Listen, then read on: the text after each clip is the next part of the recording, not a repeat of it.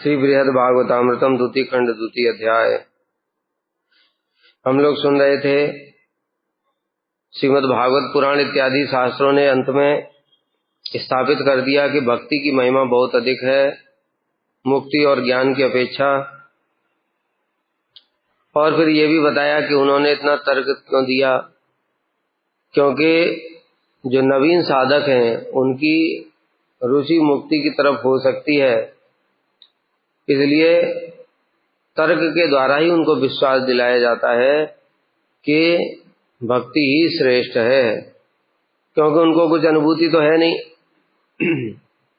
अनुभूति नहीं है, तो जिधर तर्क होगा उधर ही चले जाएंगे।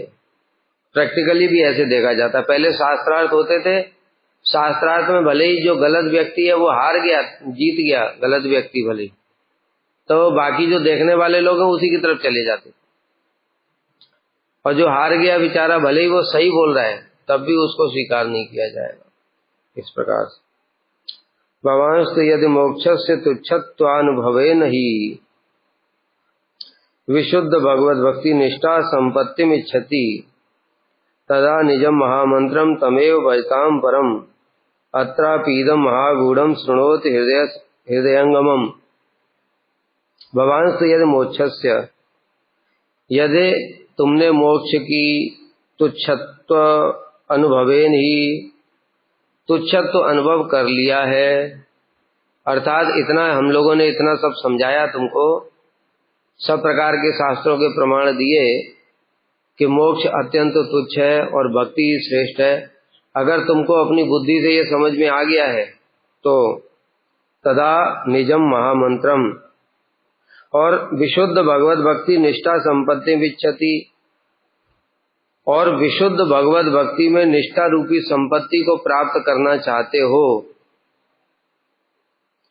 तदा निजम महामंत्रम तमेव भजताम परम, तो अपने महामंत्र को भजन करो। अत्रापीदम महागुणम सुनोत हृदयंगमम, और अभी इस महागुण रहस्य को हृदय में ही धारण करो। महागुण रहस्य कौन सा? भक्ति ही श्रेष्ठ है, भक्ति की तुलना में बाकी सब अत्यंत तुच्छ है। इस महागुण रहस्य को हृदय में धारण करो और अपने मंत्र को जप करो, इससे तुम्हें भक्ति में, शुद्ध भगवत भक्ति में निष्ठा रूप संपत्ति प्राप्त हो जाएगी, विशुद्ध भगवत भक्ति। इस प्रकार बहुत से भाग्यवान मोक्ष की परम फलभूता अनुभव कर उसे दूर से ही त्याग कर शुद्ध भक्ति में अनुरक्त हुए हैं। शास्त्र पढ़ करके उन्होंने समझा कि भक्ति ही श्रेष्ठ है, मोक्ष अत्यंत तुच्छ है, इसलिए मोक्ष को छोड़ करके अनेक लोग शुद्ध भक्ति में अनुरक्त हुए।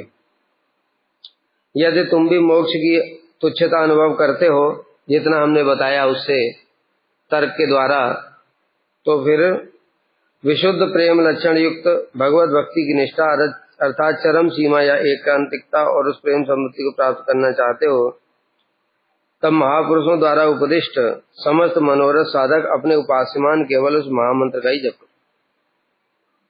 महापुरुषों ने उस महामंत्र को ही बताया है। जो भी इच्छा पूर्ण करनी है, पारमार्थिक लौकिक इच्छा भी पूरी कर देते हैं गौड़ रूप में, तो पारमार्थिक तो बहुत श्रेष्ठ है, उससे ही प्राप्त हो जाएगा। तात्पर्य यह है कि यद्यपि महाजनों का आचरण और उपदेश सर्वदा प्रमाण है, तथापि स्वयं अनुभव किए बिना उसका तत्व ज्ञान भली भांति अवगत नहीं होता है। क्या बता रहे हैं? महाजनों का आचरण और उपदेश, जो शास्त्रों ने बोला है वो सब कुछ प्रमाण है, किंतु प्रमाण होने पर भी स्वयं अनुभव किए बिना उसका तत्व ज्ञान अनुभव होता नहीं। हम लोग जो चीज पढ़ते हैं शास्त्र में, जैसे बताया मात्रा स्पर्शास्तु कौन्ते शीतोष्ण सुख दुखदा आगम पाइनो अनित्यातांति छुभार। हे अर्जुन, सुख दुख गर्मी सर्दी आने जाने वाले हैं, इनको सहन करना सीखो। अभी इनको सहन करने से क्या मिलेगा हमको बताओ? गर्मी में कोई बिना पंखे के बैठा हुआ है, सर्दी में कोई ठंडे पानी से नहा रहा है।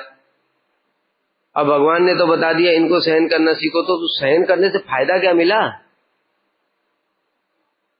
ये कैसे पता चलेगा? ये पता चलेगा अनुभव के साथ में। जब कोई अनुभव कर लेगा तब उसको समझ में आएगा कि अरे कितनी बड़ी वस्तु दे दी, अब वो इस जगत की जो सर्दी गर्मी है इनसे ऊपर उठ गया। नहीं तो सर्दी के समय वो टेंशन में रहेगा, ठंड आ रही है ये बचाओ, ऐसे करो, ये करो, वो करो। गर्मी के समय में गर्मी के लिए व्यवस्था करने में लगा रहेगा। चित्त सब समय सर्दी और गर्मी के व्यवस्था में ही लगा रहा। लेकिन जिसने इन दोनों को सहन करना सीख लिया उसका चित्त भगवान में लग जाएगा। तब जब लग जाएगा तब उसको समझ में आया, अरे ये बात थी, भगवान कितनी बड़ी वस्तु दे दी एक श्लोक में ही। कितना ऊपर उठ गया वो हम कल्पना भी नहीं कर सकते। इसलिए कह रहे हैं कि शास्त्र के उपदेश और प्रमाण है, मतलब करना ही चाहिए। लेकिन करना चाहिए वो तत्व ज्ञान कैसे होगा? अनुभव के साथ में आए। सब चीज ऐसे ही होती है। जैसे बताया, भजन करके उत्साहमयी गंतरला बीड़ विकल्पा नियमचमा विषय संग्रह नियमचमा तरंग रंग, ये अनिश्चिता भजन क्रिया की 6 स्टेज हैं। अब इनमें क्या क्या होता है तुमने पढ़ लिया, माधुर्य कादम्बनी की 4 लाइनें पढ़ ली। अब पढ़ने से हो जाएगा? क्या हो रहा है उसके अंदर में वो कैसे पता चलेगा? फिर निष्ठा भजन क्रिया के लक्षण क्या है, सबने तो पढ़ करके रखे हुए हैं। जितने भी लोग हैं वैष्णव लोग, सबने तो माधुर्य कादम्बनी पढ़ी है जो मठ में रहते हैं। पढ़ने से कितने लोग उनमें निष्ठा में पहुंच गए बताओ जरा? कुछ हुआ? कुछ हुआ नहीं, क्योंकि अनुभव नहीं है। जिसको अनुभव होता है वही बता सकता है कि निष्ठा वाले साधक का लक्षण क्या होता है और कैसे कैसे उसका आचरण होता है, रुचि वाले व्यक्ति का कैसा कैसा आचरण होता है। कई लोगों का देखा जाता है मठ में आए भजन कर रहे हैं, देखा बड़ा रुचि है हर चीज में। हमारे सामने भी ऐसे कई लोग आए, सब लोग कह रहे वाह इसकी बड़ी भजन में रुचि है। कुछ दिनों के बाद ऐसे गायब हुए कि आज तक दर्शन ही नहीं हुए दोबारा। लग रहा है सीधे गोलोक से विमान आ गया, वो चले गए उसके अंदर। रुचि के बाद सीधे प्रेम प्राप्त हो गया, चले गए।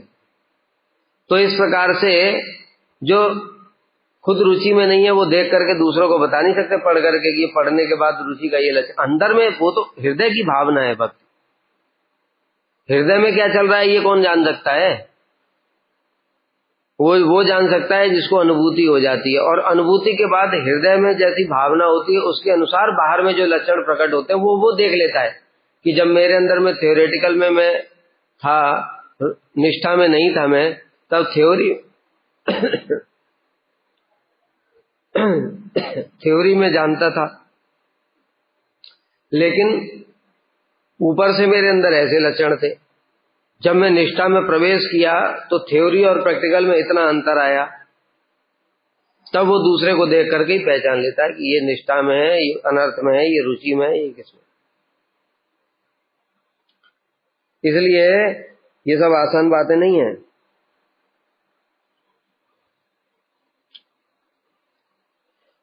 स्वयं अनुभव किए बिना उसका तत्व ज्ञान भली भांति अवगत नहीं होता है। सबने सुना बताया, बराह पीडम नटवर बबू, कृष्ण इतने सुंदर हैं। सुंदर है, कितने सुंदर हैं अभी किसको पता है कितने सुंदर हैं? अभी हम विचार करने बैठेंगे तो इस जगत में जो हमको सबसे सुंदर व्यक्ति दिखाई देता है उसके कल्पना करेंगे कि ऐसे दिखते होंगे कृष्ण। इनसे तो बहुत ज्यादा देवता सुंदर होते हैं, अप्सराएं बहुत ज्यादा सुंदर होती। इस जगत की जितनी स्त्रियां हैं जो विश्व सुंदरियां हैं उनसे बहुत ज्यादा अप्सराएं सुंदर होती हैं। तो जिसने कभी अप्सरा को देखा नहीं वो क्या सोचेगा उर्वशी मेनका कैसी होंगी? वो सोच ही नहीं सकता है। जिसने देखा वो समझ सकता है कि इनमें और उनमें क्या अंतर होता है। तो इस जगत की बात ही जब ऐसी है तो फिर चित जगत का क्या कहना? चित जगत को तो अपनी बुद्धि से जाना ही नहीं जा सकता। यहाँ तक कि ब्रह्मा जी भी अपनी बुद्धि से समझ नहीं पाते, हाथ जोड़ करके कहते हैं प्रभु मैं अपनी बुद्धि से आपको नहीं जान सकता। जानंत एव जानंत किम भौक्त्या न मे विभो मनसो वपसो भाषो वैभवम तब गोचर। तो ब्रह्मा जी ने ये कब बोला? जब ब्रह्मा जी ने अनुभव किया। कैसे अनुभव किया? ब्रह्मा जी पहुंच गए, जब भगवान ने अघासुर का वध किया उसकी आत्मा निकल करके भगवान के शरीर में मिल गई। तो ब्रह्मा जी ने कहा मैं थोड़ा कुछ और लीला दर्शन करूं, भगवान की मधुर मधुर लीला। और उन्होंने बछड़े चुरा लिए। फिर भगवान बछड़ों को खोजने के लिए गए तो सखाओं को भी चुरा लिया। और ब्रह्मा जी वापस अपने धाम में लौट आए। जब धाम में लौटे तब उनको पता चला कि मैंने क्या कर दिया है। और तब तक तो वो सोच रहे हैं कि मैंने सब ठीक कर दिया, और कृष्ण भी रो रहे हैं, आंखों में आंसू हैं, न इधर सखा है न इधर बछड़े हैं, कोई नहीं है, क्या करूं मैं, ऐसे दुखी होकर के बैठ गए। तो ब्रह्मा जी भी सोच रहे, लगता है मैंने इनको माया से मोहित कर दिया। लेकिन जब अपने धाम में लौट करके गए तो देखा कि धाम के दरवाजे पर ही उनको रोक दिया गया। जैसे तैसे उन्होंने भीतर में प्रवेश किया तो देखा कि उनके सिंहासन पर दूसरे ब्रह्मा बैठे हैं, उनके शरीर से करोड़ों सूर्यों के समान तेज निकल रहा है। तब उनको समझ में आया कि मैं सोच रहा था कि मैंने भगवान को मोहित कर दिया, भगवान ने तो मुझे ही मोहित कर दिया। जल्दी चलो, बछड़े और सगाओं को लौटाओ। और जल्दी से लौट करके जब आए तो देखा तो बड़ा विचित्र लीला। सखे तो भगवान के साथ में खेल रहे हैं और बछड़े भी भगवान के चर रहे हैं। और उन्होंने सोचा मैंने जो छुपाए थे वो कहाँ है, वो भी वहीं सो रहे हैं। तो ये कौन है वो कौन है, देखा दोनों तरफ बछड़े और सखा हैं। अब तो फिर बड़ा चक्कर में पड़ गए और उनकी बुद्धि ने जब काम करना बंद कर दिया। उसी समय देखा कि भगवान के साथ में जितने सखा और बछड़े थे वो सब के सब चतुर्भुज विष्णु रूप नारायण बन गए, सब के सब। अब भगवान को सीधे ब्रह्मा जी हंस से उतर करके साष्टांग प्रणाम करके स्तुतियां करने लगे। तब ये बात बोली कि मैं सोच रहा था कि मैंने आपको जान लिया, तो मैं ही नहीं जब जान पाया तो ये और जगत के जीव कैसे जान पाएंगे, इसकी तो सृष्टि मैंने ही करी है। मैं तो डायरेक्ट आपसे सृष्टि हुआ हूं, जब मैं ही आपको नहीं जान पा रहा हूं तो ये कोई क्या जान लेगा। तो ये तत्व को उन्होंने तब समझा है कि भगवान की माया कैसी है। अगर अनुभव नहीं करते तो खाली सुनते रहते, जैसे नारद जी ने अनुभव किया। नारद जी को पहले पता है सब, भगवान की माया सबको ठग लेती, भगवान की माया सबको ठग, कैसे ठग लेती पता नहीं उन्हें। गए जाकर के तपस्या किया हिमालय में, कामदेव आया, कुछ कर नहीं पाया। तो नारद जी ने कहा मैंने कामदेव को जीत लिया।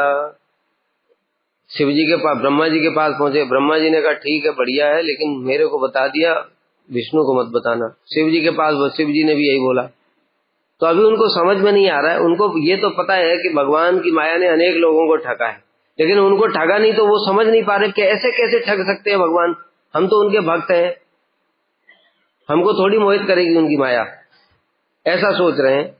अभिमान भला कैसे हो सकता है किसी को, हमको अभिमान थोड़ी हो सकता है, हम तो भक्त हैं, ऐसे सोच रहे हैं।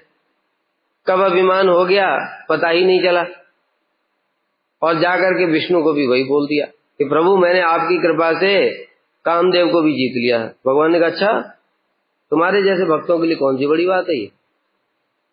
और बस प्रणाम प्रणाम करके वहां से जैसे ही निकले और देखा सुंदर एक दिव्य राज्य है, उसमें एक दिव्य कन्या है और कन्या का स्वयंवर की तैयारियां चल रही हैं। और उसके बाद में उसको देखकर ही मन में मोहित हो गए। कहते इसका विवाह मुझसे हो जाता तो सब पूरा बढ़िया रहता, क्योंकि इसका हाथ देखा, उसका जो पति होगा सर्वगुण संपन्न होगा, अजय होगा, सब कुछ होगा उसको। अब ये कब हुआ, कैसे हुआ, कुछ पता चला उनको? कब मुझे अहंकार हुआ कि मैंने कामदेव को जीत लिया, कब मेरा माया में आसक्ति हो गई, कुछ भी पता ही नहीं चला उनको।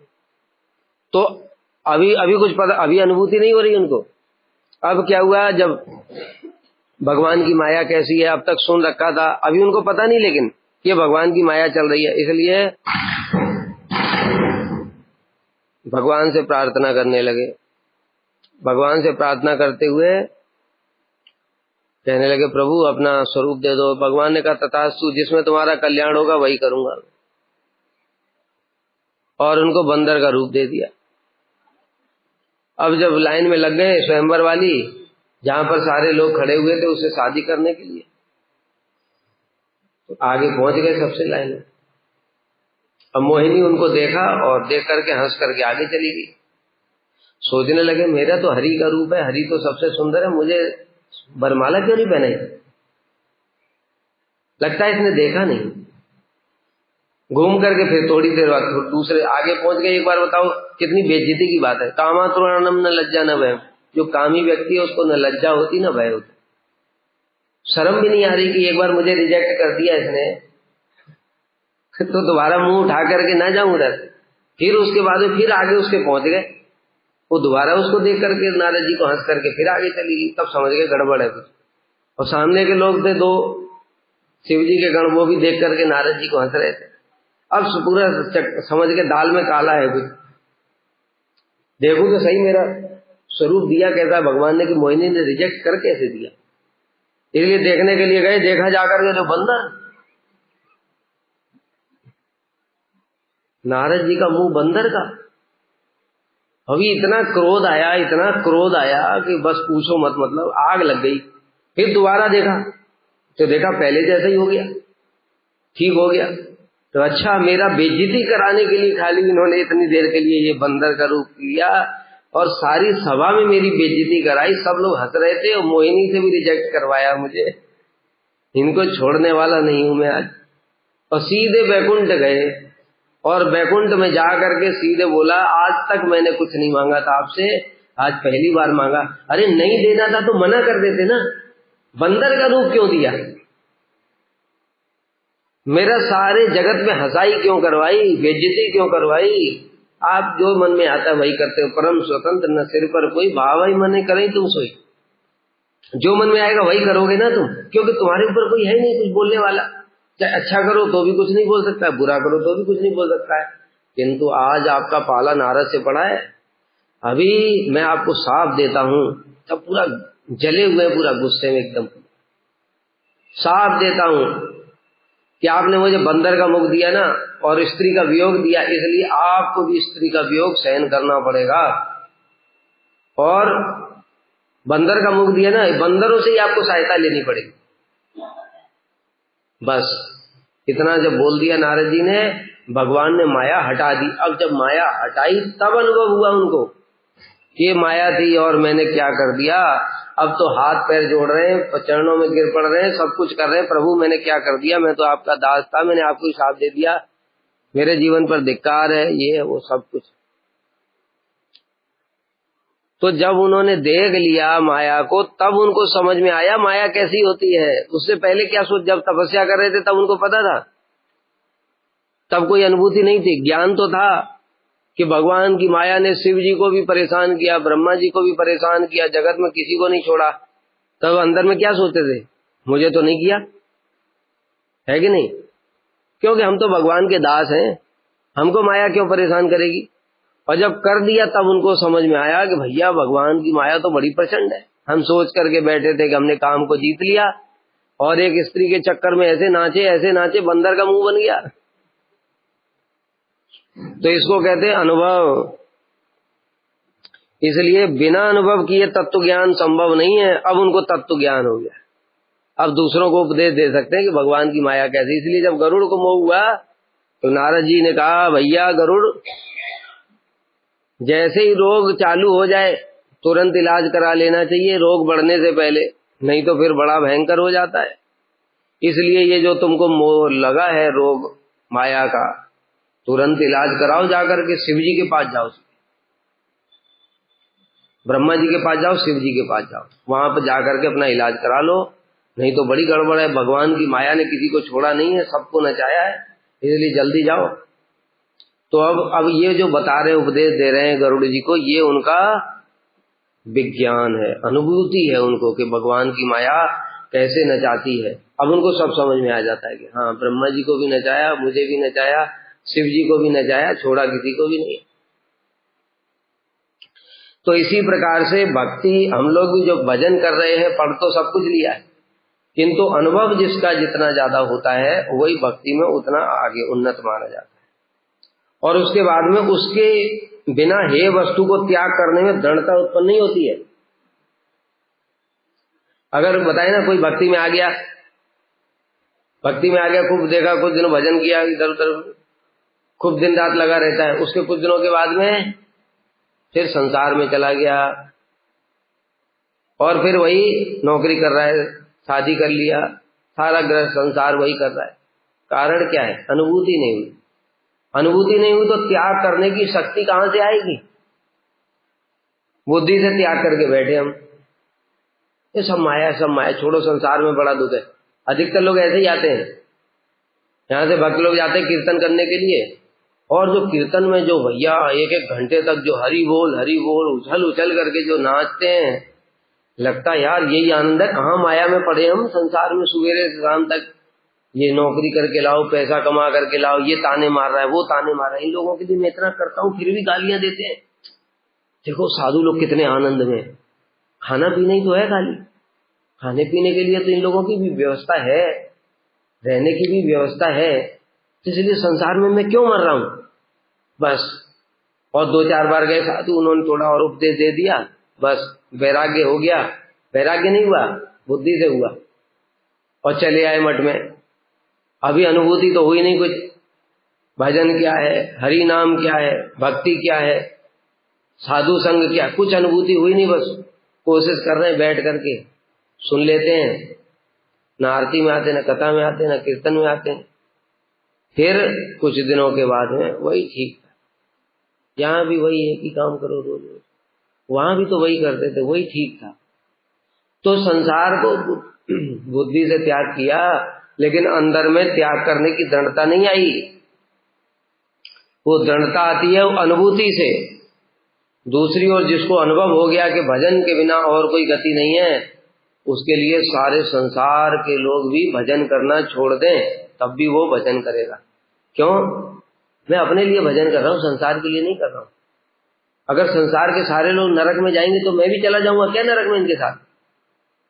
उसके अंदर ऐसी दृढ़ता रहेगी, इसलिए मैं इनको नहीं देखूंगा, मैं खुद को देखूंगा और महाजनों को देखूंगा, क्योंकि इसी पथ पर चल करके महाजनों ने सिद्धि प्राप्त की है।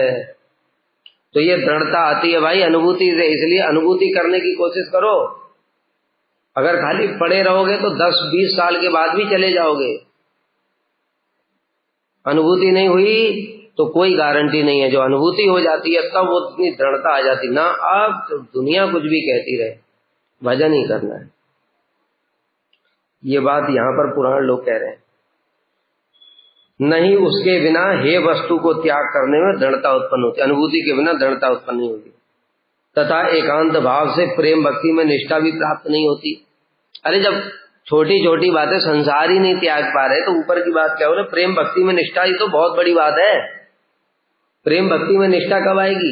जब आनंद रस आने लगेगा। अच्छा कथा में रस आता तो पहले ही आकर के बैठ जाते, कब आएंगे प्रभु जी, चिंता ही नहीं है, आएंगे ठीक है, और थोड़ा लेट हो जाए 5 मिनट तो और कम सुनना पड़ेगा। आकर के बैठ के कथा चालू हो गई, आधी निकल गई, तब आ रहे हैं आराम से घूमते हुए। ये सब क्या है? कथा में रसास्वादन ही नहीं हो रहा है। जिस चीज में हमें रसास्वादन होता है वो पहले से ही खोल करके बैठ जाते। जब क्रिकेट मैच आता था ना, तो क्रिकेट मैच में अभी टॉस शुरू नहीं हुआ है, तभी 2:30 बजे से मैच आएगा, 2 बजे से टीवी खोल करके बैठे लोग, पूरा टॉस भी देखते हैं, कौन जीता कौन हारा पूरा। उसके बाद पूरी कमेंट्री सुना देंगे तो एक बॉल की। क्यों? उसमें रस आ रहा है। जहां पर भी रस आ रहा है। घूमने के लिए जाते हैं जब देखो, ऐसे आरती के लिए हमने देखा कितने लोग हैं जो मंगल आरती में नहीं आते, और जब सवेरे कहीं घूमने के लिए जाते हैं, ट्रेन पकड़नी होती है, 2 बजे उठ जाएंगे, आराम से नहा धो करके 3 बजे तैयार, और तुमको खटखटा देंगे, अरे उठो मुझे गाड़ी छोड़ के आओ थोड़ा स्टेशन तक। हाँ भैया, जीवन में आपको मंगल आरती में कभी देखा नहीं है, 3 बजे उठ गए, ऐसा कैसे हो गया चमत्कार? तो घूमने की इच्छा है। वो दर्शन करने नहीं जा रहे, एक्चुअली घूमने ही जा रहे हैं, क्योंकि दर्शन करने जाता तो यहाँ तो दर्शन नहीं है क्या? ये ठाकुर में वहां ठाकुर में कोई अंतर है क्या? तत्व से तो कोई अंतर नहीं है, लेकिन यहाँ घूमने को मिलेगा। वहां जीव की भोग वृत्ति अपनी खुद पहचान नहीं पाता। वो जिसने पहचान लिया उसका भजन शुरू हो गया, तब वो अपने आप से खुद पूछेगा कि तू दूसरी जगह जाता है घूमने के लिए तो बड़ा आनंद आता है तुझे, तब तो सबसे, और अपने ठाकुर की सेवा करने के लिए खुद अपने आप को बोलेगा, धिक्कार करेगा, इसका मतलब मेरी भक्ति नहीं हो रही है, मैं ड्रामा कर रहा हूं। ठाकुर जी तो यही है। तो ऐसे करके वो पता चल जाता है उसको। तो प्रेम भक्ति में निष्ठा कहां से होगी जब साधारण सी अनुभूति भी नहीं हो रही है, रस ही नहीं आ रहा है। जबरदस्ती किए जा रहे। अतएव उस अनुभव के लिए मुक्ति पद में गमन करो। इसलिए तुमको अगर देखना है वहां पर क्या होता है तो यहां बोलने से पता नहीं चलेगा मुक्ति पद में क्या होता है। ये तो हमने तुम्हें बता दिया, कहानी सुना दी और हमको भी बता दिया। वो ब्रह्म निर्गुण निराकार निशक्ति ज्योति है। अब कैसी ज्योति? ऐसे ये लाइट जल रही ऐसी ज्योति है? वो ऐसी ज्योति नहीं है। वो बल्ब जलता है ना, उसके पास में खड़े हो जाए, हेलोजन जलता है उसके पास में खड़े हो जाए थोड़ी देर में, थोड़ी देर के बाद में तुम्हारा शरीर में ताप लगने लगेगा। लेकिन भगवान की अंग कांति उसे करोड़ों गुना ज्यादा है, लेकिन कोई ताप नहीं होता। अभी ऐसी कोई वस्तु है ही नहीं जगत में। सूर्य है, सूर्य के सामने अभी तुम 11 बजे खड़े हो जाओ, उसके बाद में 5 मिनट के अंदर सिर में चींटियां सी काटने लगेंगी और फिर व्याकुलता इतनी हो जाएगी कि और रुक नहीं पाओगे, इतना ताप है उसमें। और सूर्य से भी करोड़ों गुना ब्रह्म ज्योति है भगवान की अंग कांति, लेकिन उसमें कोई ताप नहीं है। अब ऐसे तुमको कैसे पता चलेगा ऐसा क्या होता है उसमें? खाली पढ़ने से सुनने से पता चल जाएगा? नहीं पता चले, इसलिए देखना पड़ेगा। तो इसलिए कह रहे हैं कि भैया एक काम करो, अनुभव करना है तो तुम मुक्ति पद में गमन करो और अपने मंत्र का श्रद्धा पूर्वक जप करो। इसके द्वारा मंत्र की सिद्धि होगी। पहले से उनको गुरु जी का आशीर्वाद और कृपा तो प्राप्ति है कि तुम जो कुछ भी प्राप्त करना चाहते हो इस मंत्र के प्रभाव से सब कुछ प्राप्त हो जाएगा। हमको भी प्राप्त हो जाएगा। हमारे अभी अपराध बहुत हैं, जब तक अपराध है तब तक मंत्र शक्ति नहीं दिखाएंगे। जिस दिन अपराध खत्म हो गए उस दिन देखो मंत्र की शक्ति ऐसी दिखाई देगी तो चमत्कार लगने लगे। क्या अद्भुत! मतलब संकल्प करके मंत्र जप किया और सामने सामने देखो, अरे ये हो गया। मंत्र राज है ये, गोपाल मंत्र। अरे ये सोचो ना, विचार करो, ये छोटे मोटे तुच्छ मुच्छ मतलब जो घटिया तामसिक तंत्र मंत्र के द्वारा भी भूत प्रेतों को पकड़ करके और बोतल में बंद कर लेते। इतने तामसिक मंत्रों के द्वारा, मंत्रों में इतनी तामसिक मंत्रों में इतनी शक्ति है कि भूत प्रेतों को पकड़ के कितने चमत्कार दिखा देते हैं। तुम्हें बता देंगे तुम्हारे घर में ये है, तुम्हारा ये नाम है, इतने बेटा बेटी हैं, इतने, ये सब बता देंगे। क्यों? भूत को पकड़ लिए और भूत उनको बताता रहता है। तो गोपाल मंत्र तो स्वयं कृष्ण है, वो क्या नहीं दे देंगे। इसलिए अभी हमको मंत्र जप कर रहे हैं तो कुछ हो भी नहीं रहा है। जब हो नहीं रहा है तो हमको लगता है ये सब फालतू है, फिर मन में संदेह हो जाता है। बड़े बड़े पुराने लोग हमसे ऐसे बोलते हैं, इसलिए हम बता रहे हैं भाई, अनुभूति की बात है ये। बड़े बड़े पुराने लोग 20-20, 25-25 साल पुराने और भी ज्यादा आकर के हमसे बोलते हैं, प्रभु जी सच में ये किसी को अनुभूति होती भी है? कभी लगता नहीं है ऐसा, मेरा प्रारब्ध नहीं कट रहा है। क्या किसी का कटता भी है? हमने कहा क्यों नहीं कटता है, हमने तो देखा अपनी आंखों से कटते हुए। तो तुम्हारे आंखों के सामने कटा नहीं तो तुमको विश्वास नहीं, हमारे सामने किसी का कट गया तो हमने तो विश्वास है हमको। इसलिए ये सब साधारण बातें नहीं है, बोलने से कुछ नहीं होगा। तुम मंत्र जप किए जा रहे हो, हरि नाम किए जा रहे हो, भजन किए जा रहे हो, कुछ प्रारब्ध ही नहीं कट रहा है तो अंदर में संशय उत्पन्न हो जाता है, पता नहीं सब सही है कि नहीं है। खाली ऐसे ही लोग टाइम पास कर रहे हैं, साधु लोग।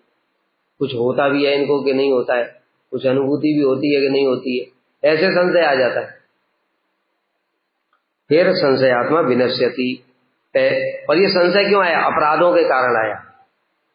नाम प्रभु के प्रति, मंत्र प्रभु के प्रति अपराध जो किए, साधुओं के प्रति अपराध किए ना, तो इसलिए मंत्र शक्ति नहीं दिखाई दे रही है और भक्ति की शक्ति भी दिखाई नहीं दे रही है, प्रारब्ध भी कट नहीं रहा है, तो अपने आप संशय उत्पन्न हो जाता है। उनको ये धैर्य नहीं रहता है पहले मैं अपराध खत्म कर लूं। अभी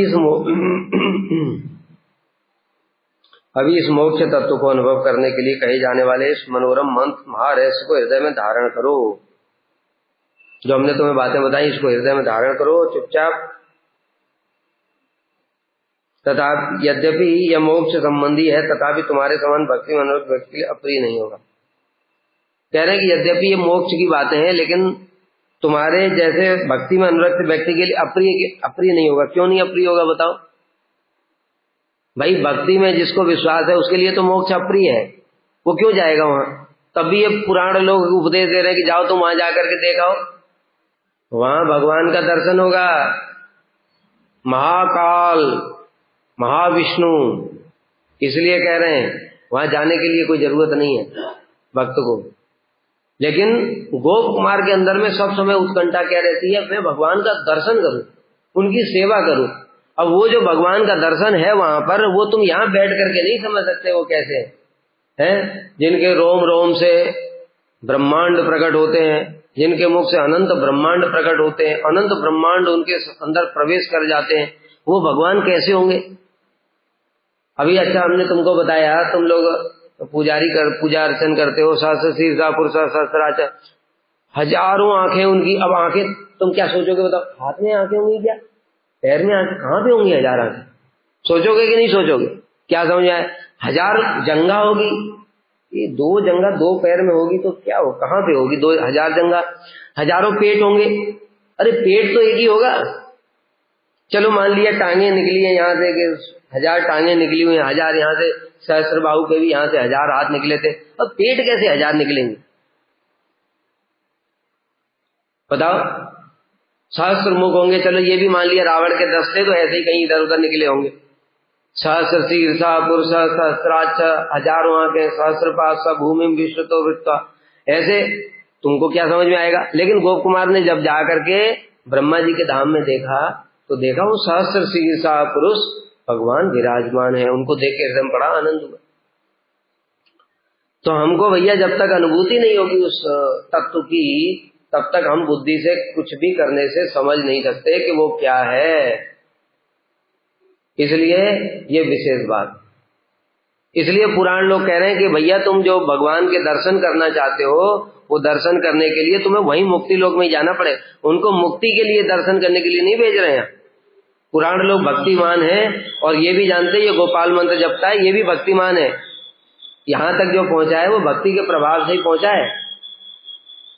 तो जो भक्ति पहले से ही पता है ये भक्ति में प्रतिष्ठित है व्यक्ति, तो उसको वहां मोक्ष में क्यों भेजेंगे, पहले इतनी फिर कहानी सुनाने की क्या जरूरत थी उनको। तो मोक्ष की तुच्छता उन्होंने स्थापित कर दी, लेकिन फिर वहां जाने का उपदेश दे रहे हैं। क्यों? क्योंकि वहां तुमको एक भगवान का दिव्य स्वरूप का दर्शन होगा, इसलिए ठीक है। इसलिए तुम्हारे समान भक्ति में अनुरक्त व्यक्ति के लिए वह अप्रिय नहीं है। खाली वहां ज्योति ज्योति दिखेगा तो फिर तो बहुत अप्रिय हो जाएगा, वहां क्या करेंगे क्या। वहां तपोलोक में ही परेशान हो गए थे, वहां भगवान का दर्शन नहीं हो रहा था तपोलोक में, गोप कुमार जी कितने परेशान हो गए थे। ब्रह्मांडात कोटि 50 योजन प्रमिताद बहि यथोत्तरम 10 गुणा अन्यष्टाव वर्णान ही। क्या बता रहे, ब्रह्मांडात 50 करोड़ योजन ब्रह्मांड वाले, ये जो तुम्हारा ब्रह्मांड है जिसमें हम लोग विराजमान है, 50 करोड़ योजन, एक योजन में 12 किलोमीटर, 50 इंटू 12 6000 करोड़ किलोमीटर का है ये, ठीक है। 6000 करोड़। सूर्य कितना दूर है यहां से, है 15 करोड़ किलोमीटर दूर, केवल 15 करोड़ किलोमीटर तुम्हारा सूर्य जिसको तुम लोग, उसके ऊपर सोचो कितना सब कुछ है, 6000 करोड़ किलोमीटर, इतना बड़ा ब्रह्मांड है। साइंटिस्ट कहते हमने ये देख लिया वो देख लिया, कुछ नहीं देख रहा, इतना दूर जा पाएंगे। और उसके बाद में फिर ये ब्रह्मांड खत्म होगा, ब्रह्मांड खत्म नहीं होगा, फिर उसके बाद फिर 8 आवरण आएंगे, पृथ्वी भूमि आप, पृथ्वी के बाद जल आएगा, जल के बाद वायु, वायु के बाद अग्नि, अग्नि के बाद, अरे जल के बाद अग्नि, अग्नि के बाद वायु, वायु के बाद आकाश, आकाश के बाद मन बुद्धि अहंकार, इस प्रकार से। और प्रत्येक आवरण मतलब पृथ्वी से 10 गुना ज्यादा होगा जल का, जल से 10 गुना ज्यादा होगा अग्नि का, ऐसे करके और विस्तार, मतलब क्या विस्तार है, हमारी कल्पना से भी परे की बात है भाई। वहां तो ब्रह्मा जी भी नहीं जा सकते, उन्होंने भी खाली पढ़ा है, वो आवरण देखे नहीं ब्रह्मा जी ने, क्योंकि उसके ऊपर नहीं निकल सकते वो, उनका सत्य लोग जहां तक है वहीं तक फिक्स है। इस प्रकार से पृथ्वी, जल, तेज, वायु, आकाश, अहंकार, महतत्व और प्रधान कारण रूप इन 8 आवरणों के बाद वह मुक्ति पद है। और पृथ्वी का आवरण ब्रह्मांड से 10 गुना होना चाहिए। और इस प्रकार से प्रत्येक जो दूसरा ऊपर वाला आवरण है वो अपने से नीचे वाले से 10 गुना बड़ा है, कल्पना नहीं कर सकते। तान्य अतिक्रम्य लभ्येत तन्निर्वाण पदम ध्रुवम महाकाल पुराख्यम यत् कार्य कारण कालनाथ। अब मुख्य बात बता रहे क्यों उनको भेज रहे पुराण लोग वहां पर। उन 8 आवरणों को पार करने पर उस निश्चल निर्वाण पद को प्राप्त किया जाता है जहां पर कार्य कारण का विलोप हो जाता है। मतलब वहां ये सूक्ष्म तत्व, स्थूल तत्व कुछ भी नहीं है। ठीक है, कार्य किसको कहते हैं? जो दिखता है। और कारण, जैसे कारण है मन, बुद्धि, अहंकार, 5 ज्ञानेंद्रियां, 5 कर्मेंद्रियां, 5 तन्मात्रा, 5 महाभूत, ये कारण है। और उस कारण तो मिला करके ये शरीर बना दिया। शरीर दिख रहा है, मन, बुद्धि, अहंकार दिख नहीं रहा है। समझ गए? तो वहां सब कुछ खत्म हो जाता है, न कार्य रहता न कारण रहता, वहां आत्मा शुद्ध रूप में जाता है उस मुक्ति पद में। इसलिए उसको महाकालपुर कहा जाता है। अर्थात कार्य का भी काल है, कारण का भी काल है, सबका काल है, वहां सब खत्म।